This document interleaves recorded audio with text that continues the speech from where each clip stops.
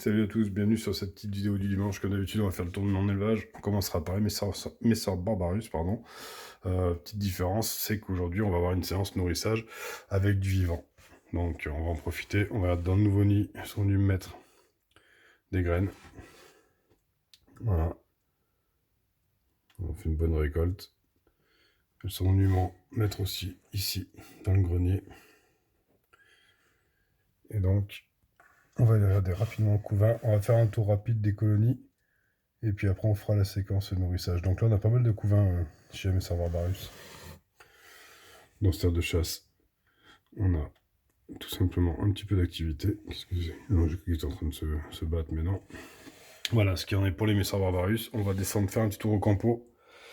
Camponotus, donc ici, Japonicus, ici, Crantatus. Comme vous pouvez voir, j'ai enlevé le tube marron chinois parce qu'il était trop humide et j'ai encore eu des nymphes nues cette semaine et résultat l'ont bouffé. Donc ce que j'ai fait, c'est que j'avais foutu le tube dans l'aire de chasse là et j'ai mis un tube ici entièrement sec.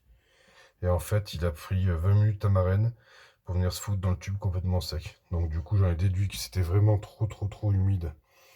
Là-bas, et comme elles ont fait ce choix là, j'ai profité pour enlever le tube pour aller le faire sécher dehors au plein air. On va faire un petit tour chez Japonicus. Là on a un développement différent, on a 5 cocons, on a des fourmis très actives et tout se passe bien, ça mange et pour l'instant on va attendre l'éclosion des cocons. On va passer rapidement chez les Manica ruida qui m'ont encore pourri l'air de chasse, mais quelque chose de correct. Voilà, on va jeter un petit coup d'œil au couvain. Alors là, c'est vraiment un tour assez rapide hein, pour voir l'évolution.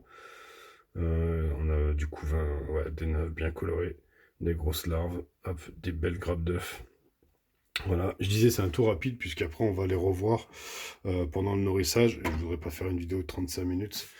Donc on fait un petit tour rapide pour voir l'évolution. Ici, les Lasunus niger qui sont dehors. Alors elles, je sais pas si je vais pouvoir les nourrir avec du vivant, on va voir.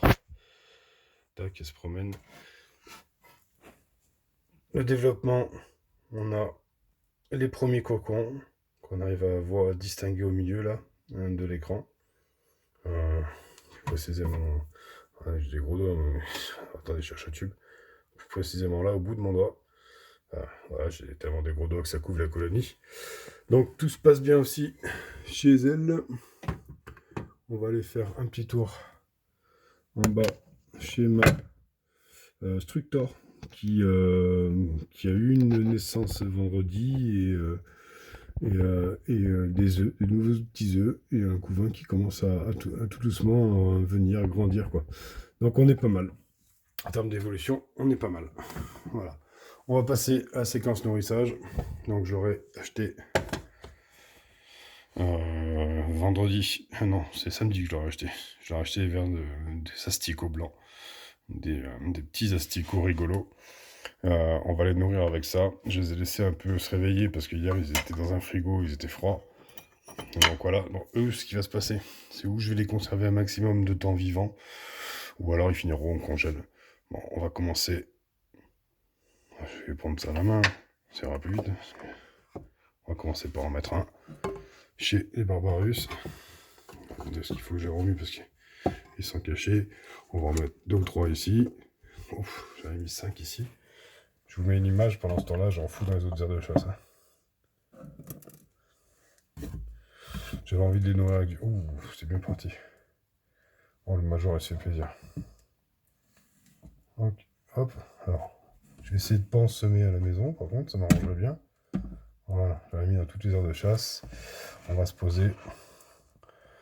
Bon, pas très grande chasseuse, mais apparemment avec de l'asticot, ça se passe plus facilement qu'avec du verre de farine. Ça devient vite le bordel.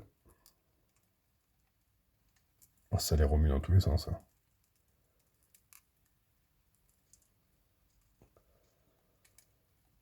On voit bien devant, là, ça s'active bien.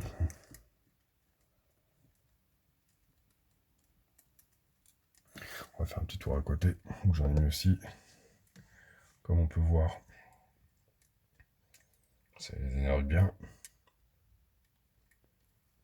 Voilà, j'en ai mis aussi ici, on les voit se battre. Voilà, avec les asticots, pas de risque de blesser mes fourmis. On va descendre rapidement chez Acamponotus, parce que je vois que chez Acanthatus, on en a une qui est dehors. Alors attendez, parce que Acanthatus, elles ont tendance à bien se barrer. Voilà. Alors viens ici, les cocottes. Est-ce que l'asticot vivant, ça va te plaire?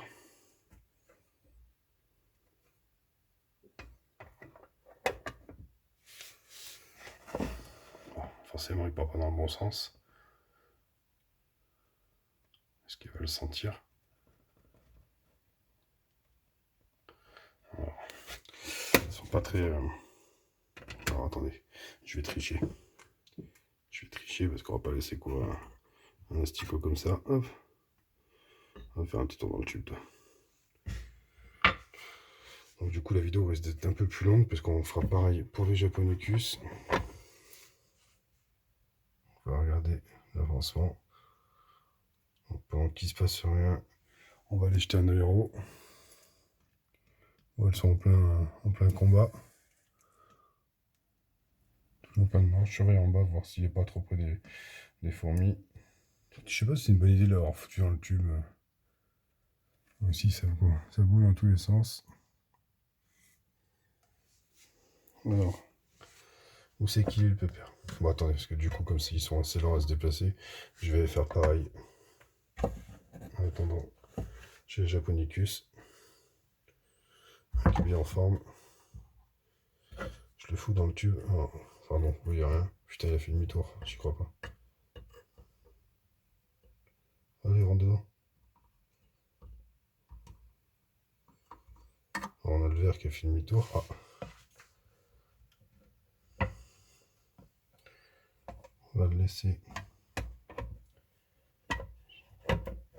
J'aimerais bien qu'elle l'attaque. Ah. Bon, elles n'ont pas l'air très agressives. Ce qu'on va faire, je vais les surveiller d'en haut. Pendant ce temps-là, on va aller chez les Manica rubida. Chez Manica rubida, je pense que ça va être assez sympathique. Hop, tic. Alors, je le mets là. Bon, voilà, il saute direct dessus. On va mettre 2. C'est des sauvages, les Manica. Ouais, on a mis 4. Alors, comment ça se passe? Je surveille en même temps ce qui se passe chez Acampo.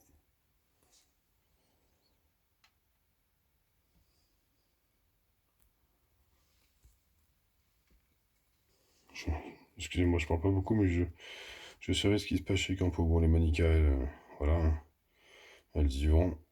4 asticots, 4 attaques. Ah, je regarde en haut.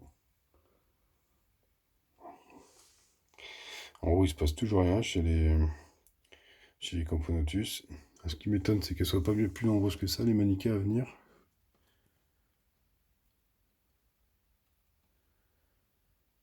Un peu moins rapide que d'habitude. Ouais, je pense que ici au milieu, il a l'air de bouger un peu moins déjà.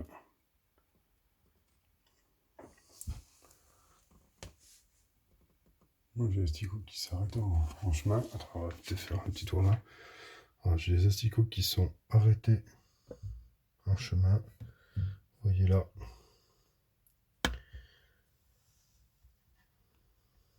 Pareil chez la Japonicus, il est au même endroit.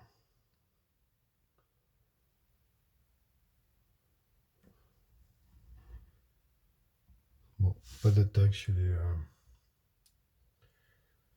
Jap. On va redescendre. On va voir les Manica. Elle tue un peu moins vite quand même que la dernière fois.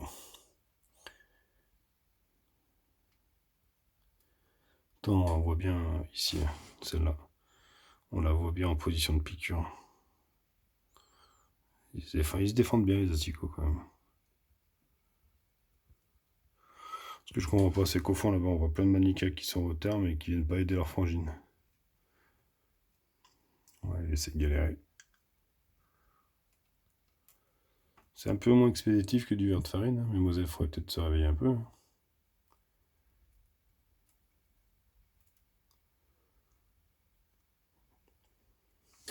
Je suis toujours en train de réfléchir. mes crampons. Ouais, j'ai 2 Crantatus qui s'approchent. On va remonter faire un tour. Ah, on a ici la Japonicus qui vient de croiser le Vertvarine, l'Astico. Elle a appelé ses copines.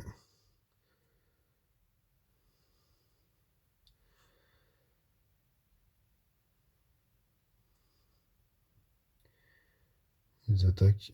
Oh, par contre, j'avais pas pensé que ça pourrait affoler la reine. Les Crantatus, pareil. Bon, elles sont moins actives. Ah, ça y est, on a les Japonicus qui attaquent. Carrément la reine. C'était pas une bonne idée de les foutre dans le tube. Je vais me faire pourrir dans les commentaires en disant oui, tu stresses ta colonie pour rien.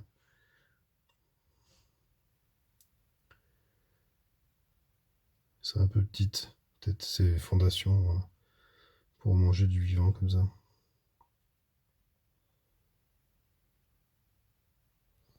Bon, on aurait essayé.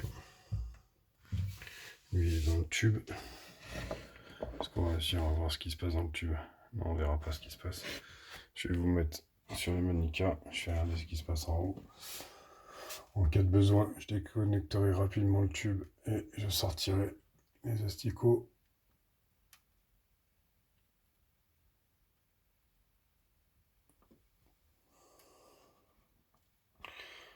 Il y en a un qui bouge plus là-bas, mieux. Il y en a 2 qui bougent plus. Celui-là, il est encore toujours bien vivant.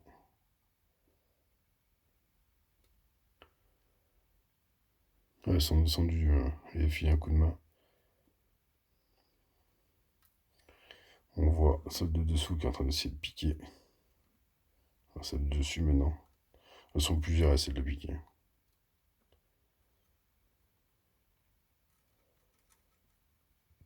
Bon. Là, on voit bien que ceux-là, je ne sais pas voir le reflet, ils sont beaucoup moins actifs.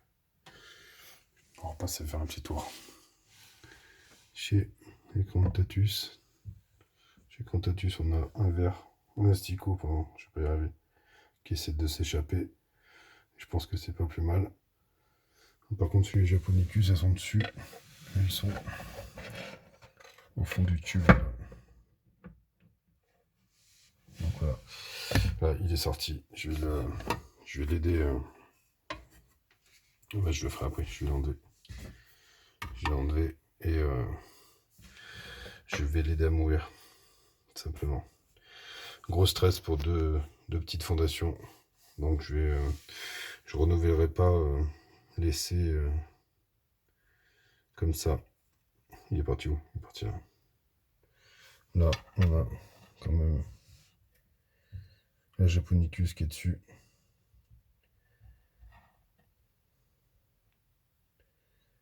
Elles sont que 2 ouvrières, hein, ça peut prendre du temps. Troisième, elle est au fond avec la reine là-bas. Prendre soin du couvain.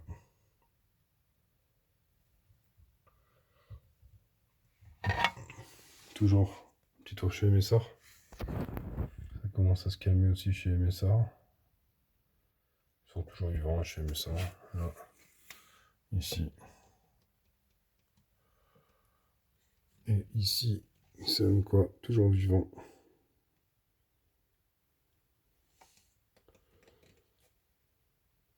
Donc voilà.